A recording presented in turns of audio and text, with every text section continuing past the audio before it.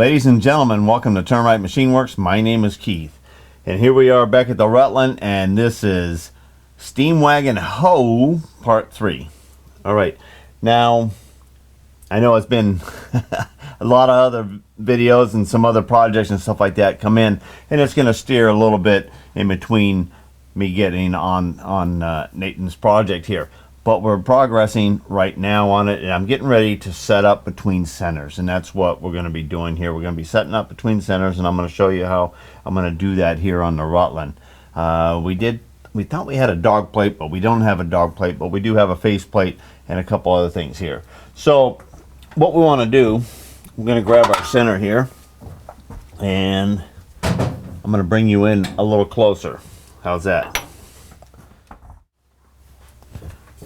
We make sure that this is nice and clean in here, and it feels good. This sleeve is very, it's the best condition 5-4 sleeve I have, and center looks pretty good, and we're going to go ahead and send that home. Alright, we got it between gears there. I'm going to get an indicator, and we're going to put an indicator on here because I just want to see how close this center is running here. Okay, she's moving about 1.5 thousandths right there. We're going to pop it out. We're going to pop out the inner part as well, and we're going to do a cleaning, and we're going to see. We need to get this to be running true to consider this a true running center. I don't know how hard that is, whether we can cut that or not. I think it's a hardened center, so it would have to be ground, and I don't have my tool post grinder set up yet to do that. So I need to find the right positioning to get this all to run true here. Okay, I did a three-way test here. I rotated around, I put a mark on the high side, meaning I had 2/1000ths, roughly 2/1000ths. So I put 3 lines, one on there, one there, and one there, and then I knocked it out and I rotated this sleeve 180, and that stayed in the same location there, and this rides true out here. So then I knocked this out of that sleeve, rotated it 180, and that's where it's at right now, and it still shows my high is on my blue mark. So that tells me that the center is off grind, because I'm happy with the surface of the tapers that match up. And I also come all the way up here to the top, and I get damn near 0. And then I come down here, and I'm getting the run out itself, and the same amount and exactly on that blue line. So that's telling me that the grind is off on that. So I don't have a conventional tool post grinder set up yet. I have one, but I need to rebuild it to use it. I got it, the free is for me type of deal, and but I'm going to take it outside the box. Alright, so I don't have enough time tonight, but tomorrow I'm going to go ahead and come on here, and we're going to get you set up, and I'm going to show you that most people have got a tool post grinder without knowing that they got a tool post grinder. Alright, we're back here at the Rutland, and we're getting ready to regrind this center.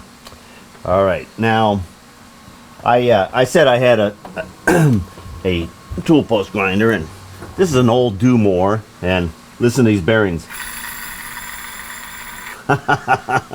Okay, we still got to rebuild this, and then we got to make some kind of a mount on here, and then we would have a tool post grinder that will mount on here. Now, when I first got my clawing lathe, I did a very similar thing that I'm getting ready to set up here now, except for I just took my pneumatic 4/4 inch, call it air motor, and hose clamped it to a boring bar.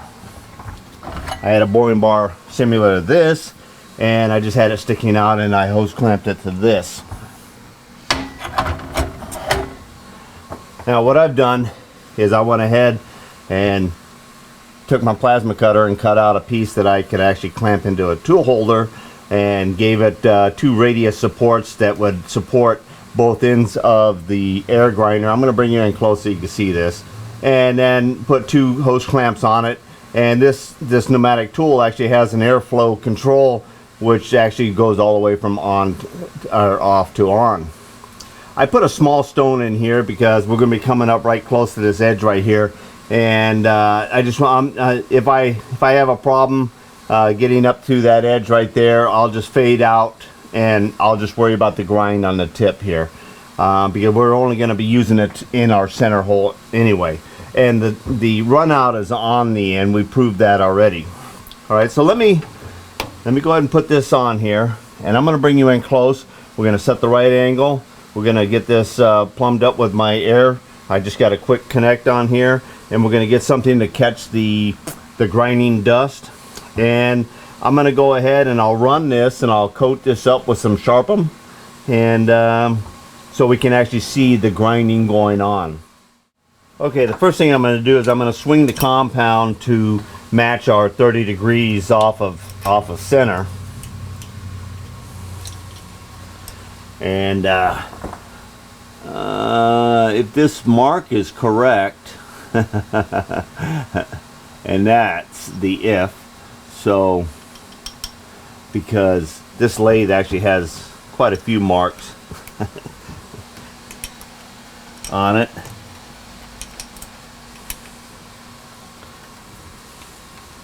All right, loosen this up. We're going to swing our compound around.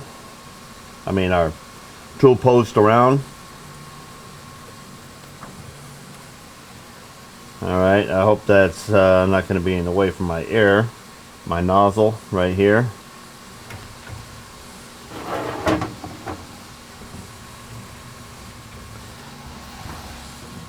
Okay, give our carriage a pump of oil before we get ready to move it around. We had it clean and we gave it a pump, and we've been playing with it the other day.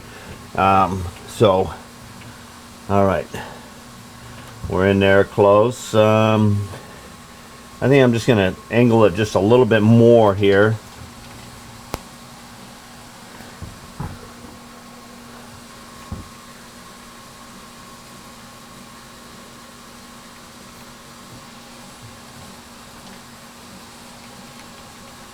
Making sure I have enough travel.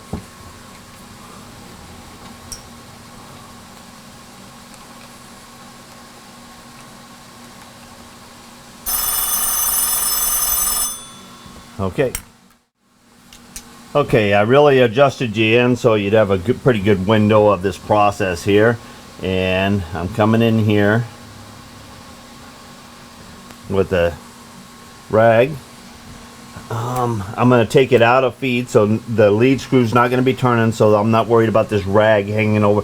When you get rags hanging over your lathe, you got to make sure, also air nozzles, you got to make sure, because I have seen items get tangled up into your lead screws, lead and feed screw. Okay, we're going to take the air nozzle now, connect it up here. Okay, now I got control of my air on this tool with the little thumb screw right here, and okay, the stone is going clockwise. I want to turn this or spin this counterclockwise, which would be, if you looked at it, it'd be clockwise, but it'll be in reverse, meaning it's not going to come down. I want it to go away and travel lifting up, so that I'm grinding down as it's coming up. So we're going to go ahead and reverse our feed. Let's see here, we got to get this into a what do we want for our speed here? Let's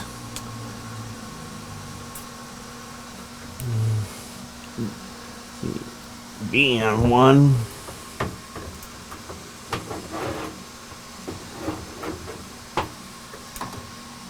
Let's give it some power here. All right.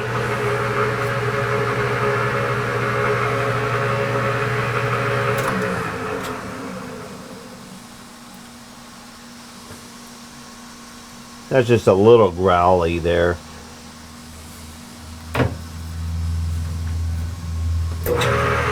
Alright, that's a little smoother. I like that tone anyway. Alright, now I'm going to go ahead and take some Sharp'em.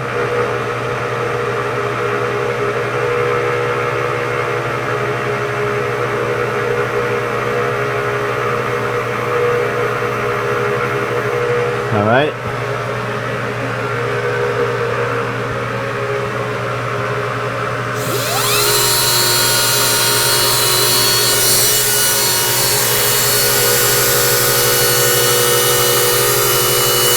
Now I'm going to feed in with my carriage and then just go back and forth with my compound.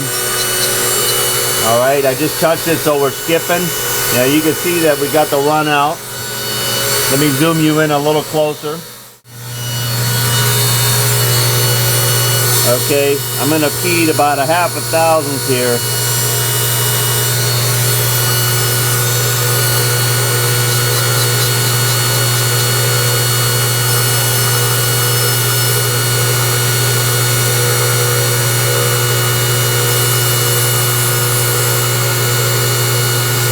Okay, and then she kind of fades out.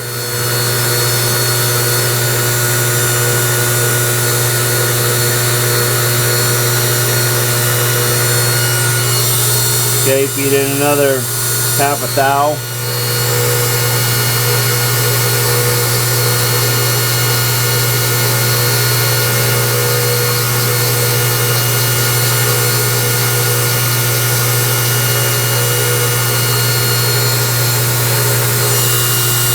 Another one.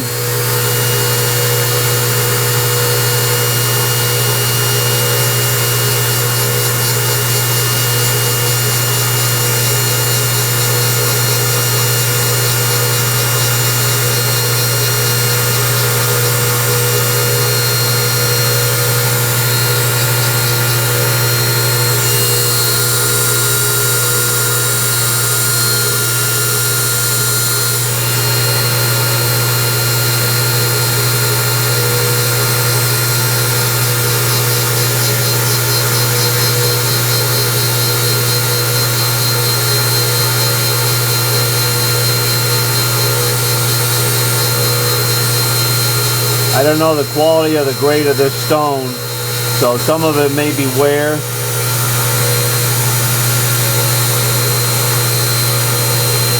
It is starting to carry right up the there, so I am really close to my angle, whether I'm exactly on that angle.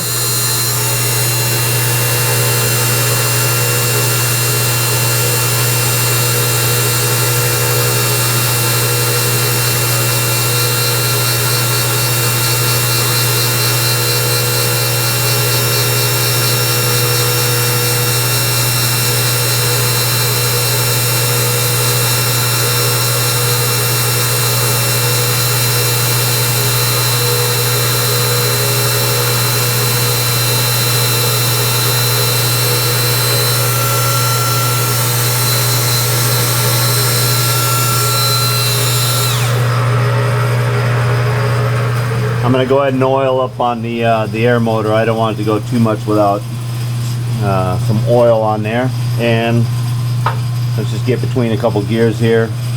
And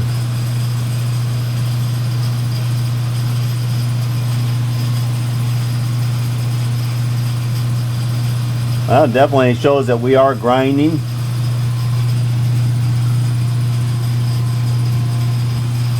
And we can see that there is a high spot on there. Now that high spot,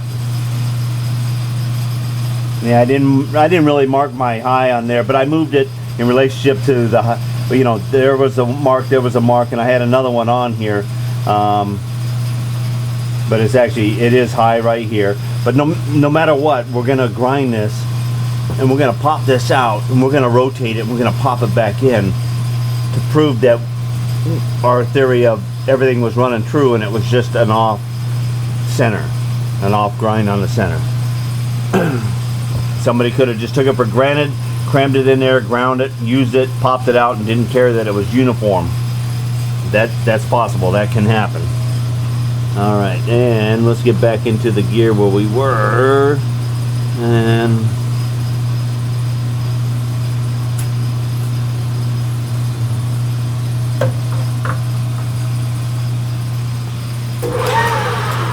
wasn't that one.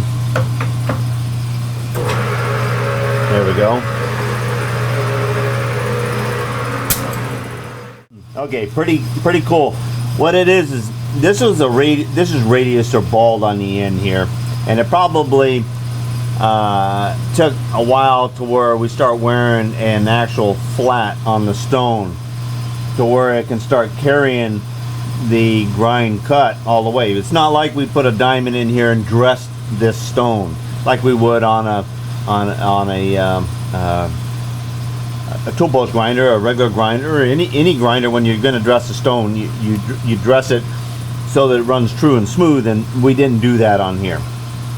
So anyway, it is wearing in, and it's starting to become flat enough to where it actually comes up here, and we actually started coming back up in here. So there is a slight hollow in this center, plus it is slightly off, but it is 100% concentric up here at the top now, because our grind is actually going all the way around, and up to about this point right here, minus a couple of little tiny holidays right in there, we're getting a full grind on there. All right, so we're going to dink with this a little bit more, just to go ahead and make a few passes, make a few spring passes, just to ensure that we're happy with the concentric. The finish is whatever it's going to be. We are hanging out there. This is a rubber housing on the outside of here. We're held on with hose clamps, and you know, and it says quality jerry-rigged as possible, and it's getting the job done. And that's what this is all about, getting that running true so that we can turn Nate's shaft between two true centers. Okay, we put the indicator and we check the tailstock center, and it is running true, and we're going to go ahead and make this one running true, and then we're going to get a dog and a plate of some kind up here to drive the shaft.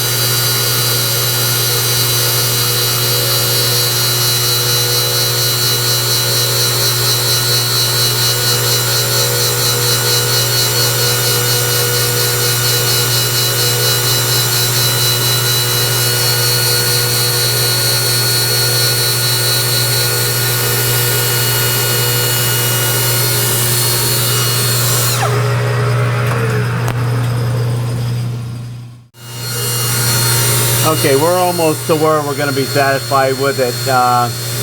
We've been just taking 1/1000th at a time. This is developing a pretty good flat on there. It's starting to pick up the grind all the way across.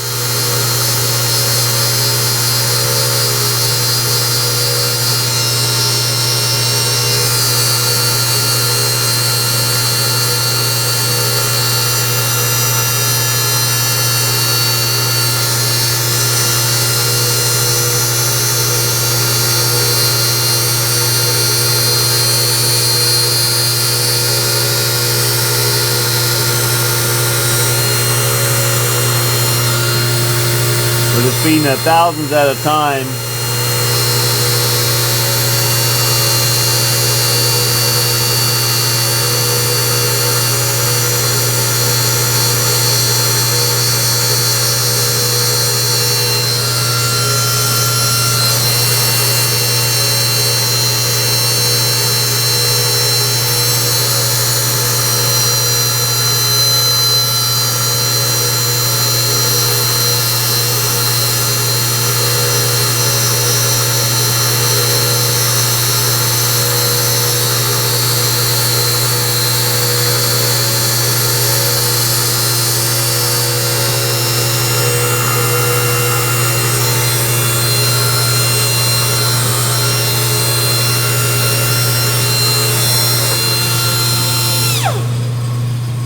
Okay,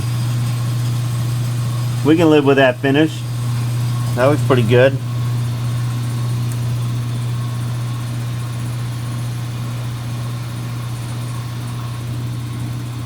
Nice. Okay, let's get an indicator on there and check its trueness, pop the center out, and then recheck it, make sure that we're repeating. Okay, let me adjust my carriage in and out. I got the indicator up here so I got no glare. Okay, and we're rolling around, and now we have no run out there, and same thing out here. Okay, now let's go ahead and let's knock this. First off, let me mark this. We're going to go 2 lines so that you know that I got 2 lines and I got 2 lines. All right, you see those? All right, now we'll go ahead and we're going to knock this out. All right, I'm going to go ahead and pull it all the way out of the hole. All the way out of the spindle. Might as well use the right terminology. Okay, and now on the spindle, there's those 2 lines there, and there's 2 and 2. Let's put them 180 off of opposite of this, as close as we can. All right. So right there. Not quite. It's about 1/3, but it's in a different location. All right. Bring this down here. Crank it in so that we're up here at the 0. Bring you in a little bit. All right. Rotate it around. Stays right on 0. Come down to here and crank this thing so it comes up to 0. I can get the eyeball on it.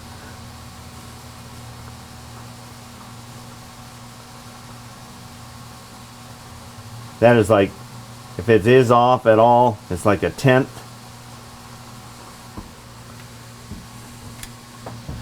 Let me knock it out again.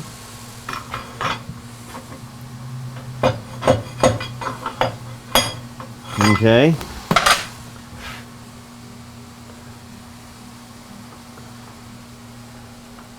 I'm just rotating a little bit more so it's a true 180. Okay. There's your double marks. There's your double marks.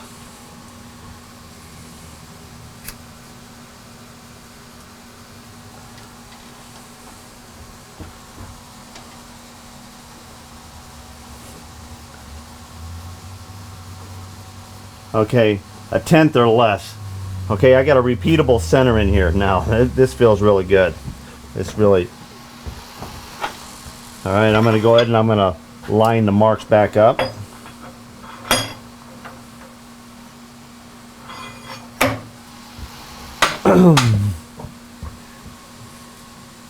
We'll see if we can repeat back to 0 again. And there we got 0. Okay, we're going to let her run right there. Makes me feel good. One, that I know that I am running center. Two, that I can pull this thing out, I can go put it in my rack and I can throw it back in there and I know that it's going to repeat.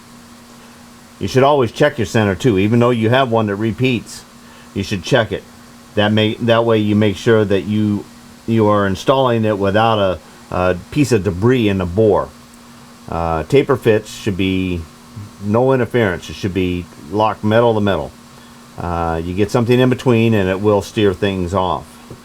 Alright, so we've proven our center is center on the lathe now, which is, this is a good step forward in having the tooling for the lathe, the right tooling, and being able to rely on your tooling. That's the key.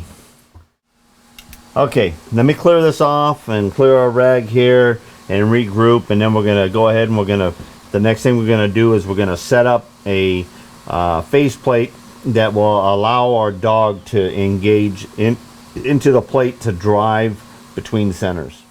I don't really have a dog plate, but I do have a faceplate, and this faceplate really doesn't look like it's been on this lathe very many times, if at all. It does have a couple tapped holes into it, and it does have an elongated slot in here where somebody has made that slot so that they could drive a dog. If they were trying to clamp something, it would have been tapped, or it would have been milled all the way through, or something like that. But there again, it would become into the face in here, but at least it can drive a dog to that diameter. So we're going to use it as a dog plate, and we're going to go ahead and mount this right on up here.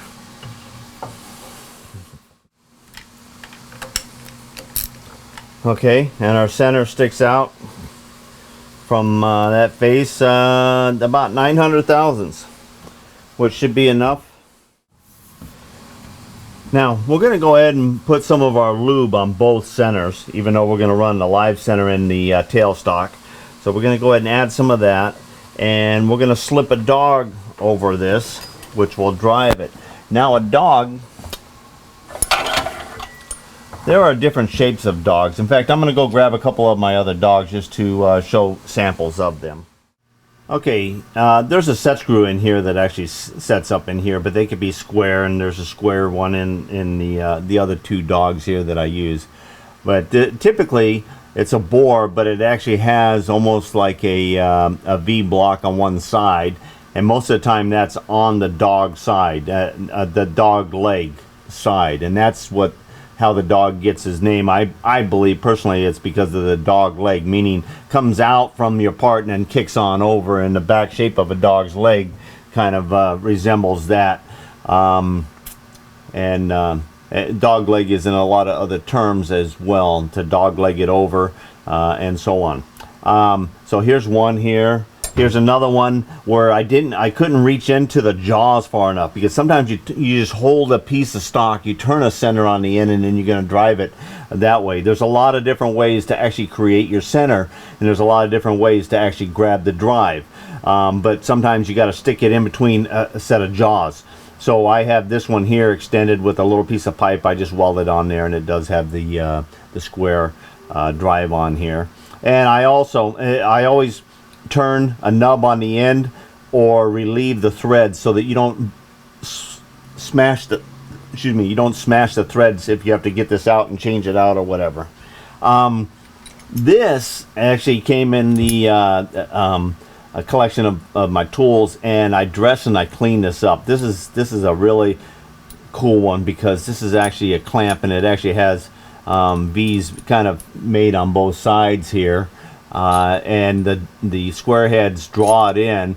There's loose bore so that it doesn't have to be 100% perfect on being equal on both sides. There's a slight radius on the underside of the head here, and there's a slight countersink or radius in on that end, so that it can be tightened and it compensate for this not to be 100% true. You're eyeballing it true, and that's where it works. And you'll see that they're both exactly the same length, so you'll see that you're off one more than the other by that sticking out there.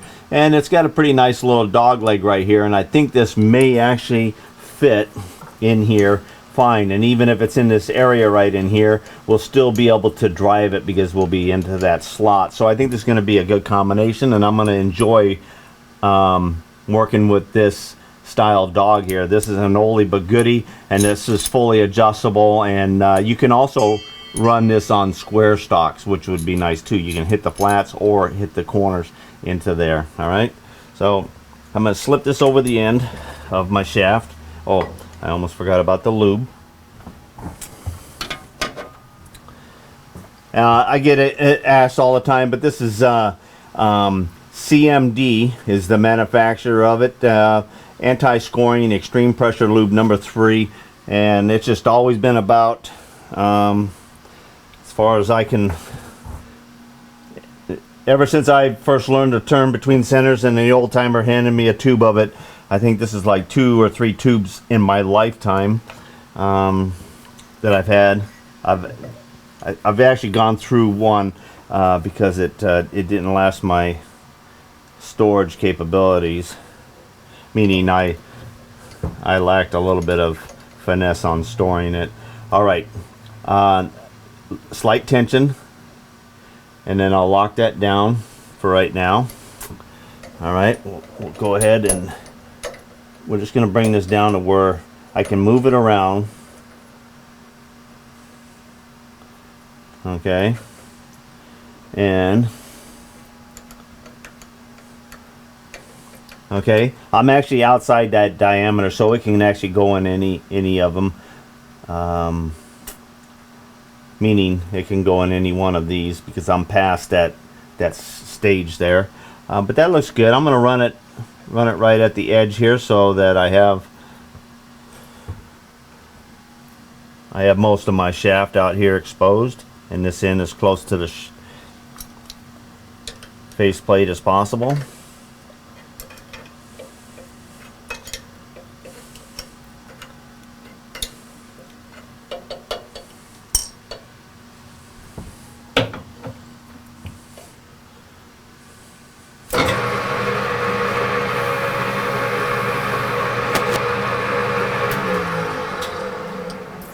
Okay, now just for curiosity, because we're in between centers now, and you know, we were putting it in between centers on the jig there, and we were getting, of course, when we were putting them on there, they were hot. So, but we're going to go ahead and we're going to read what we actually have here, and we're going to take some, we're real close to our diameter now, so I think we're going to be turning down to that shoulder, or the diameter that sprocket's going to be on, because that is, everybody's asking on the drawings, it's not really related from zero from anywhere, but as far as machining down to the location for the largest diameter, which will be the diameter that this sprocket sits on, and we're going to be roughing this side out to that, and then flipping it around and roughing the other side out to it, and we're going to go ahead and start doing that in between centers, and then by popping this out of centers here and popping in the centers over there, we will see about repeating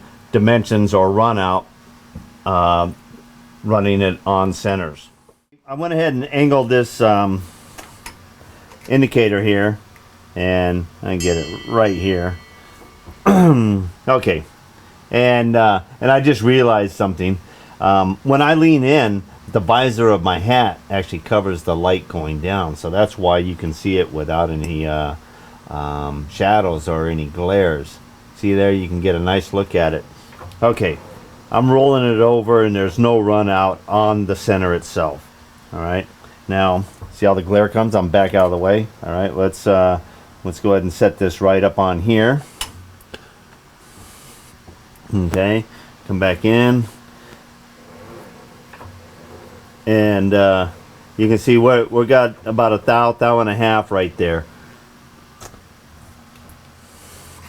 Okay, the question was the center running out, because we were getting run out on both ends of that. The reason why we were getting a run out right at the centers, even though we were chucking on this end and we were running the center on this end here, is the strength that it supports. When you got the chuck, 4-jaw chuck holding that, you have a certain amount of side force that you're holding, even though you dial it, you got it zeroed here and you got it dialed here, and you might actually have a little bit of fingertip contact leading that thing to wanting to make it go out. And even though you have it in a center here, it could be enough to have a slight bit of pressure, and you could be when it's spinning and you're cutting, you could be actually seeing it, looking, and it appear to be running true and smooth, but you're actually, it might be moving. You know, all it's got to do is move that half a thousandths, and the whole machine and the action that's all going on, you could be overlooking that. It's not like I actually had an indicator stuck right here on the center to compare it to the bed of the lathe while it was running, and I'm sure that you would see a little bit of deflection. In the center, you have a little bit of, there's a little bit of play in the spindle here. I mean, you have a collar and a brake or whatever, but I believe you have enough force in there on the 4-jaw that you could, even though it's dialed here 0, I mean, we're dialing with just that there's a very nice indicator and everything else, but it also, you've got, you know, when you're reading less than a thousandths, you are relying on contact and rubbing on the quality of material that it's rubbing on and everything else. It all has to do with the increment dimension that is spanning. This is not like a tenths indicator where you have a wider span or swing of the needle for the fine tenths indicating, and that's all you got to be. All you got to be is off a couple tenths, and when it magnifies out to here, and that's why I believe we have the run out on the centers. Okay, and now that we're running between centers, we are not going to be forcing it to be anywhere. Okay, and we're going to take a skim cut, and we're also going to be looking at, because I haven't adjusted tailstock. Okay, and we were saying that we were a dimensional amount out as far as this end and that end there, and when we ran and swept the bar, we knew that there was a minute amount out, but it was so close that we weren't going to bother changing the tailstock. So we're actually going to see if we can repeat a true running center, and we're also going to see what we got for diameter for the length that we want to go to. And it looks like we're going to be cutting down about 8/300, and then we'll be stopping it and turning it down to rough size for our other two larger diameters that are up next to the bearing on each side of the bearing, and where the wheel slides up to, there's 2 more diameters, and that's our next largest diameters on this shaft. So all right, I'm going to get a little bit of Sharp'em on here, and I'm going to go ahead and get a supply of my old Sharpies, because I like using those as far as running the Sharp'em on the parts here. Okay, I put you over to the side and back so you wouldn't get hurt. You know, we're just running this for the first test here, and I think I'm gonna go ahead and run this with the 500 on the speed, and I'm gonna be cooking along at the same feed rate there that I was when we were roughing out on the other side. All right, we're gonna come in here and the touch.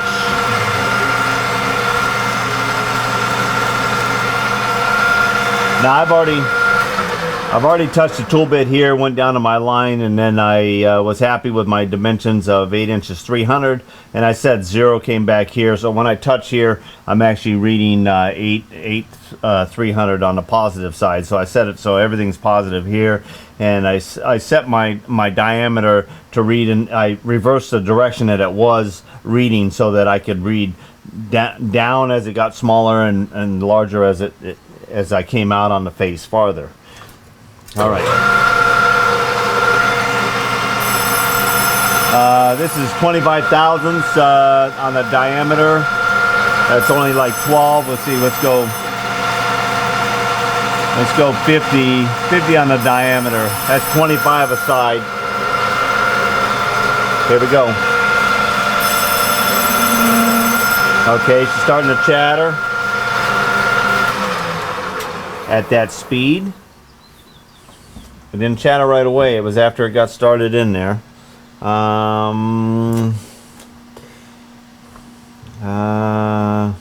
She wasn't shaking around, so she's pretty well balanced. Let's come on down to B. We'll reduce it. B, and then 2 will be, that'll be about 300.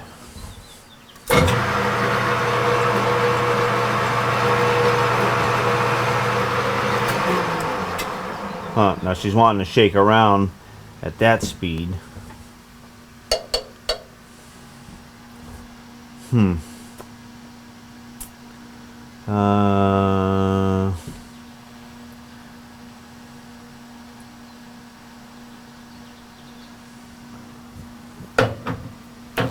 1A. Okay, see what we got here.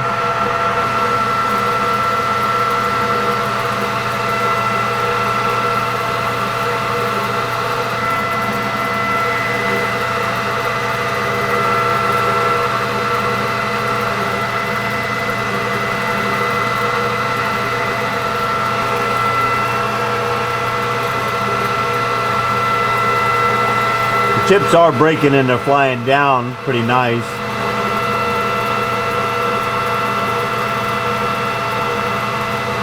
Surface finish is not terrible. This is the same insert, same tip. It does feel like a little burr on the top of the cut there. We'll let this get out into the middle because you got to run all the way through your whole distance here to find out if you can pick up chatter anywhere in between there. And then we want to do a diameter check here as well.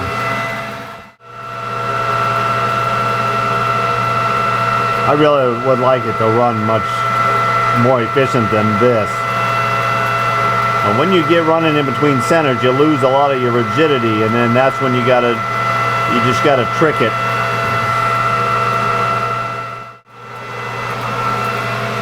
We are having fun with our shooting star technology readout.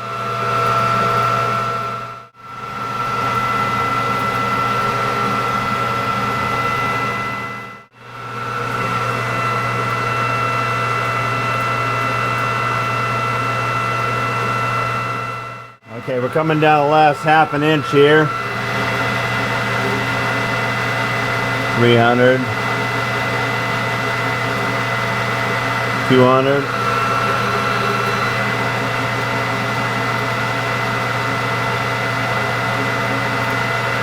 100.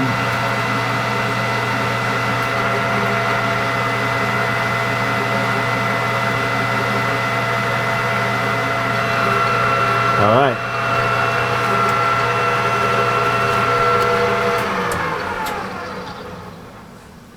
All right, we're going to go back to finding the right combination of feed and speed. Instead of slowing down the speed, I want to go back to that 600 because that was no 500 when we first started. 500 was running smooth as far as the rotation.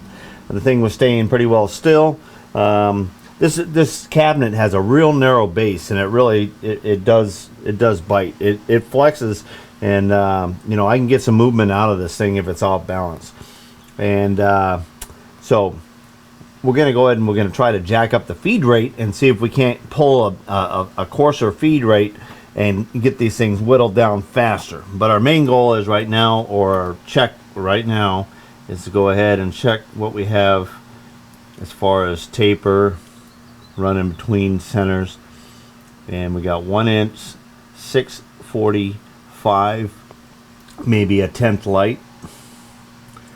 And we have 646, 646, 645, 645 and 9/10. I'm just trying to check and see if it actually 645 and a half when it actually comes into play and how far it goes. All right, so we still, in that length of distance there, I'm still getting about 1/1000th taper, and we could go ahead and we could move our center over that way a 1/2,000th, and we would be able to take some of that out of there.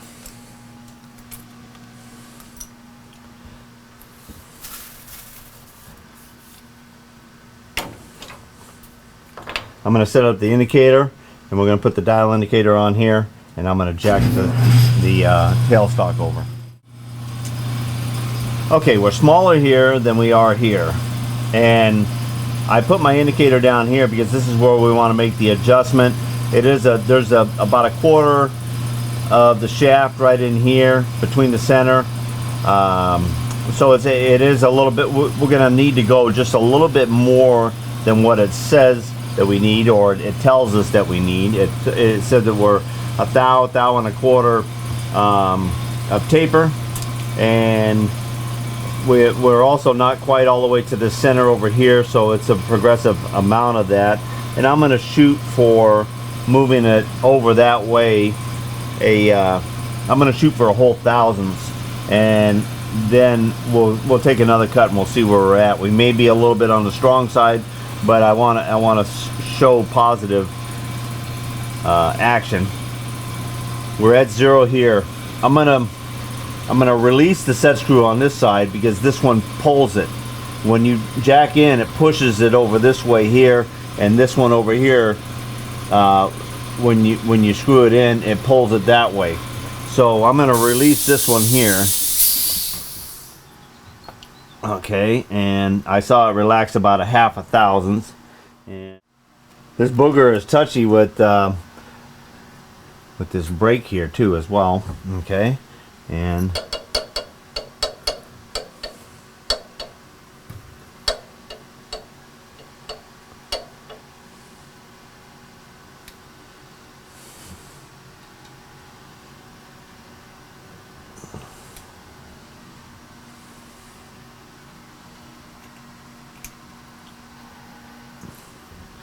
okay, I got that locked in at 1.5 away from us, so that should increase the diameter. So let's make another test cut. Okay, we went ahead and cranked in an increase on our feed rate, and we're back at that 500 speed on the revolutions. And same 50 thousandths on the diameter, so 25 aside.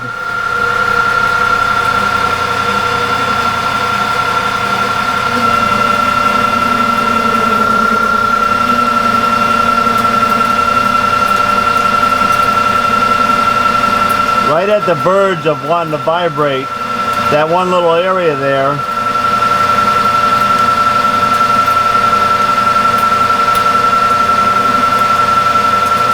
Really not spraying the chips right down. We're getting some strings and some runoffs here now.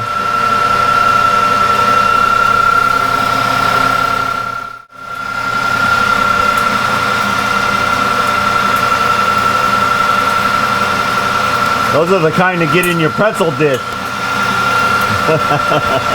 And I got it over on the shaper right now.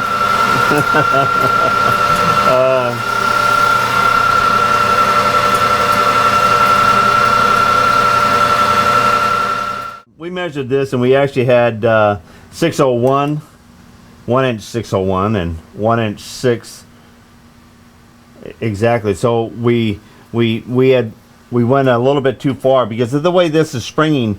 You can adjust it right here, but then when you tension up the brake, it really has a big thing. And then when you let off on the brake and then you retension it, it changes position. So what we're doing is we're going to find out that happy medium.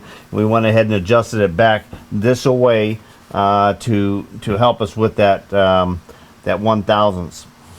All right, and we went ahead and we shifted just a little bit less feed that we had, just trying to mellow it out just a little bit, see if we can't make that chip break bigger, or make it more like this and shoot down, what we're looking for.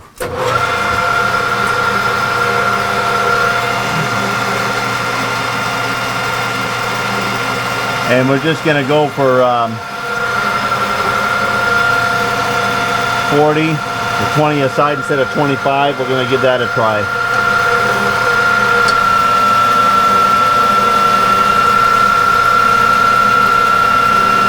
I think that's closer to being doable right there.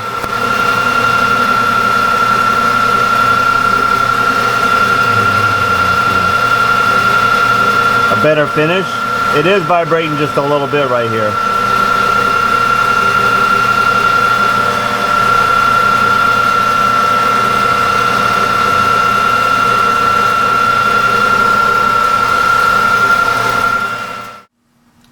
Okay, that last maneuver we made, we got 1557, 1557.